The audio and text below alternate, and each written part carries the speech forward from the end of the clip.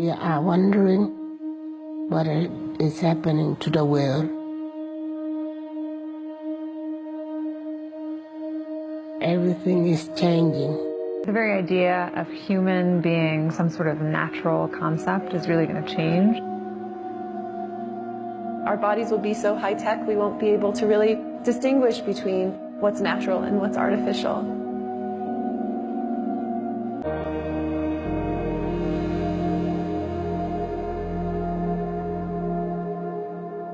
The original Industrial Revolution was driven by the discovery that you could use steam engines to do all kinds of interesting things. But that was followed by additional revolutions for electricity and computers and communications technology. We're now in the early stages of the fourth Industrial Revolution, which is bringing together digital, physical, and biological systems. One of the features of this fourth Industrial Revolution is that it doesn't change what we are doing, but it changes us. We need a different economic model. What I'm talking about is a shift in the system along the lines of the two big changes that happened in the 20th century, Keynesianism, with a much greater focus on health and education and the role of government working with business, and then a reaction against that in late century to neoliberalism, where the focus was on free markets, freedom of the individual, and getting governments out of the way. We need a shift to a new system that will allow us to meet the basic needs of every human on the planet, that will live within planetary means, that will be fairer, and that will be focused as its key goal, not on growth per se, but on maximizing human well-being. And history tells us that a values shift is triggered by creation of a new story about how we want to live.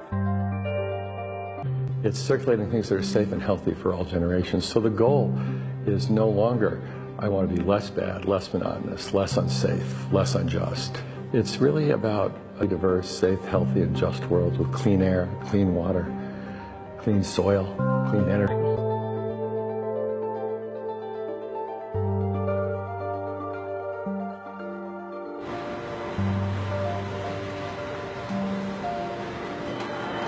Walking around, you do see different stuff as far as like the body marriage line.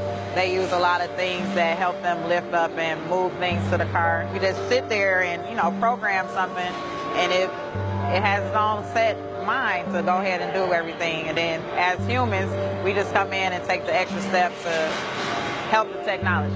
It's not the cure-all for everything. There's definitely a lot of things where people perform the operation better, but certainly for the right applications, robotics are a huge improvement for the process. The prediction of 5 million jobs lost by 2020 to technology is serious, but it's not the main question. Construction, manufacturing, services, public health and education, these industries will still exist. The main question is, what will be the future of work? How will we define work? How will we share the wealth?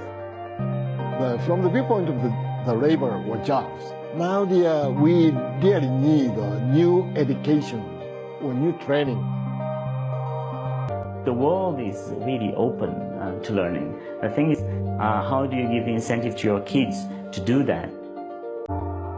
We need to take responsibility at every level of society, from the individual and the personal to the institutional to the global, to adapt to these technological challenges and changes, which are redefining what it means to be human, what it means to work, what it means to be completely embedded in this world.